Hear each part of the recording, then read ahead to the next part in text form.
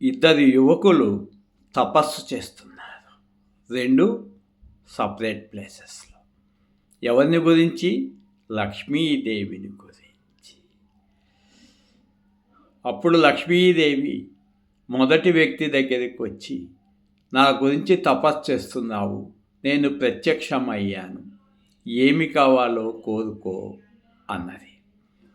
అతనేమని అడిగాడు? అమ్మా, నీ దగ్గర ఉన్న డబ్బంతా నాకే ఇవ్వాలి.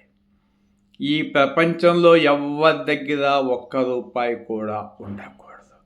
నీ దగ్గర కూడా ఒక్క రూపాయి ఉండకూడదు.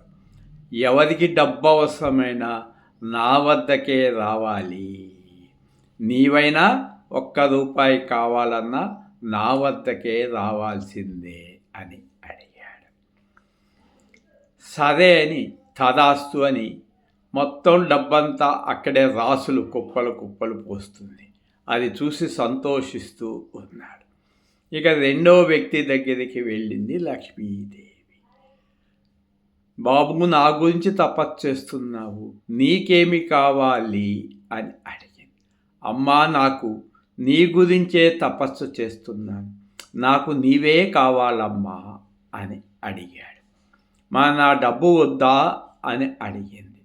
నీ డబ్బు ఒక్క రూపాయి కూడా నాకు వద్దమ్మా, నీవు నా దగ్గర ఉంటే చాలమ్మా, నిన్ను చక్కగా చూసుకుంటాను తల్లి అని అడిగాడు రెండోవాడు. అతని భక్తికి మెచ్చి తదాస్తు అంటూ ఆయన ఇంట్లోకి వెళ్ళిపోయింది, పాదం పెట్టింది. వెంటనే మొదటి వ్యక్తి దగ్గర ఉన్న డబ్బంతా ఈ వ్యక్తి దగ్గరికి వచ్చింది. అతను దివాలా తీశాడు, అంటే ఒక్క రూపాయి కూడా లేకుండా. కాబట్టి మానవులు చేయవలసింది లక్ష్మీదేవిని ప్రార్థించటం. డబ్బు కోసం కాదు, లక్ష్మీదేవి కోసం ప్రార్థించండి. అప్పుడు లక్ష్మీదేవే నీ ఇంట్లో ఉంటే ఇంకా డబ్బెందుకు చెప్పండి?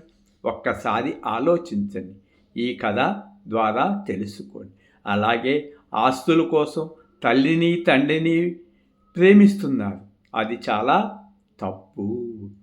తల్లిదండ్రుల్ని ఆస్తి కోసం ప్రేమించటం కాదు, తల్లి తండ్రిని రియల్గా ప్రేమించండి.